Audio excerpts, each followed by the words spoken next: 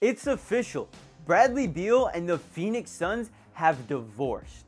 Both sides have just come to terms on a $99 million buyout, which basically means that the Phoenix Suns are paying Bradley Beal $100 million so that he doesn't play basketball for them anymore. That is how rough that situation got. But of course, it was the only option because Bradley Beal had a no-trade clause on his contract, and his contract was absolutely disgusting. He was essentially making $50 million over the next 2 years, and the Suns wanted out of that ASAP, which is why they agreed on the buyout and why Bradley Beal is now heading to the LA Clippers on a 2-year deal worth $11 million. Why did he take such a cheap deal? Well, one, the Phoenix Suns were going to be paying him all the money he needs. He wanted to go to a contender, and he believed that he would be a great fit over there in LA and have plenty of opportunity within the team to find his own success. Something that he didn't have in Phoenix. He just didn't mesh well with Kevin Durant and Devin Booker, but he thinks that opportunities will arise out there in LA now that he's playing alongside Kawhi Leonard and James Harden, both of whom are getting up there in age. Hell, Bradley Beal himself isn't such a young player anymore. It's going to be a bit of an unction out there for Clipper Nation, but this is a positive addition that the Clippers are bringing onto the team, so they should look to be even better contenders this season. I mean, they have had 2 back-to-back 50-win seasons, but that has resulted in a whole lot of nothing because over the last 3 years, the Clippers have made the playoffs, but they've been first-round exits every single time. 6 years ago, this organization made a decision to go all in and win a championship by going out and acquiring Paul George in a trade and Kawhi Leonard in free agency.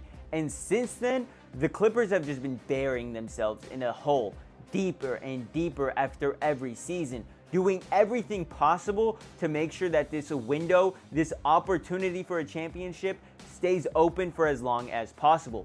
It's been 6 years now, and the closest this team got to a ring was those first 2 seasons. The only reason it didn't work out in those first 2 seasons was because of injury. I promise you, this team would have been something nasty in 2020 or even 2021, but of course, injuries to both of their stars is what derailed their championship window, and since then, they've been clinging on to the littlest amount of juice that their superstars have left in the tank. The only thing that the Clippers have to look forward to is the fact that James Harden is still putting up star numbers. I mean, sure, he is the oldest of the trio. He's 35 years old. But last season for the Clippers, he went out and was an all-star. He was 10th in MVP voting and made the All-NBA third team. Shout out James Harden for having a phenomenal campaign last season. He played in 79 games. He was out there day and night breaking his back to make sure that the Clippers finished near the top of the Western Conference, to make sure that they made the playoffs because this Western Conference was stacked.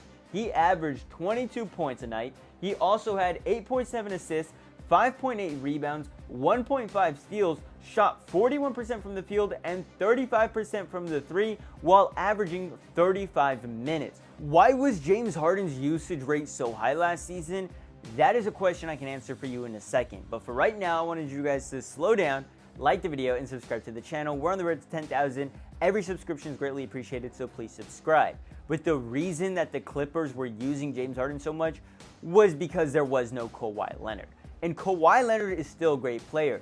Sure, he is 33 years old, has been battle-tested, has had injury problems since he was on the Raptors, but he is still a great player, and people forget about that. But in the few games that he played last season, you could really see it. Now, he did only play 37 games in the regular season. He was there for the playoffs, but again, he just wasn't ready for the playoffs because he just hadn't been playing for the entirety of this season. He went out and averaged 21.5 points, had an unsurprising 1.6 steals. If you know anything about Kawhi Leonard, it's that he is a defensive god, more so when he was younger, but he's going to get his fair share of steals. They call him the Claw for a reason. It's because his hands are huge. You ever see this man palm a ball? Yeah, you gotta check it out. It is crazy. But anyway, those big hands make it really easy to play defense. Then of course, he also had 3.1 assists, which is a little lower than usual. But why is he going to pass the ball when he's already got guys who are ball handlers like James Harden or even a Norman Powell? They're going to go and they're going to create their own shots. They don't need Kawhi to set them up. However, Kawhi is great at doing so don't even think that he hasn't lost a step, all right? And then as for rebounds, most of them do come on the defensive end. He's got about 5.9 total rebounds. And when it came to shooting last season, well, from the field, 49%. Now, I know as of recently, especially with his time on the Clippers, he was shooting above 50%, and he almost hit that mark. I'm sure he would have if he played in more games. Just wasn't the case. And as for his three-pointers, well, Kawhi Leonard shot 41%. He's gotten a lot better with age when it comes to three-pointers. At the beginning of his career, you could expect somewhere around 37%, but these last few years, especially with the Clippers, it's been in the 40s, the 41s.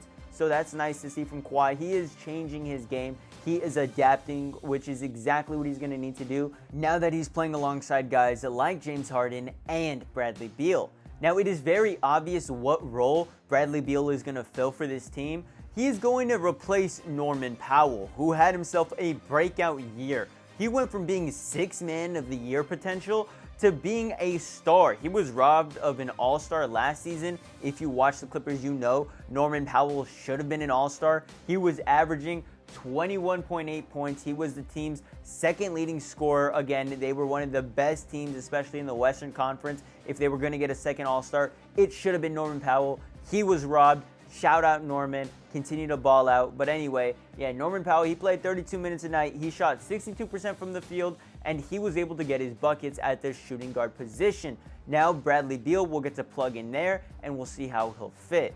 Maybe he is supposed to be an improvement over Norman Powell, but with the way that Bradley Beal had struggled in Phoenix, you just don't see him as that same type of superstar, especially the kind of superstar he was when he was with the Wizards. Now, if that Wizards Bradley Beal was coming over to play for the LA Clippers, then this would be looked at completely differently. But no one is taking this move too serious now because Bradley Beal has to reprove to the public how good he is. He has to win over that public appeal that he once had when he was hooping with the Washington Wizards. He isn't a proven winner, I can tell you that much.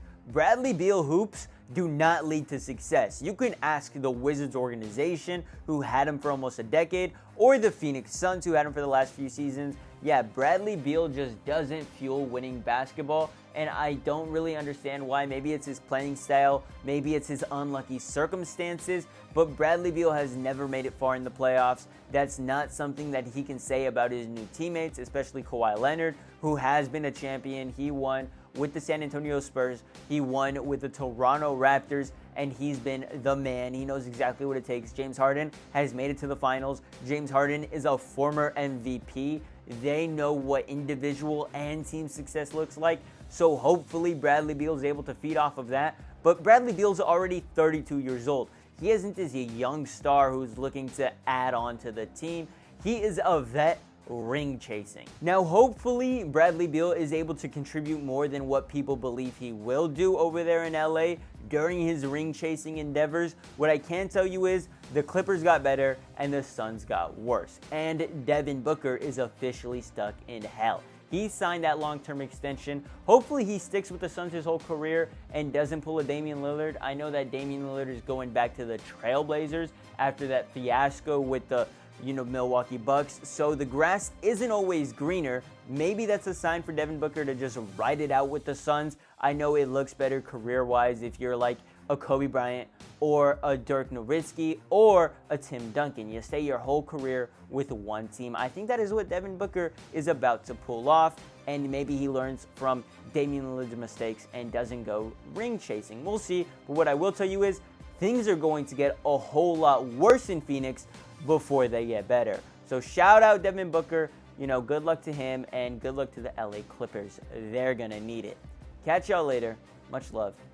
Deuces.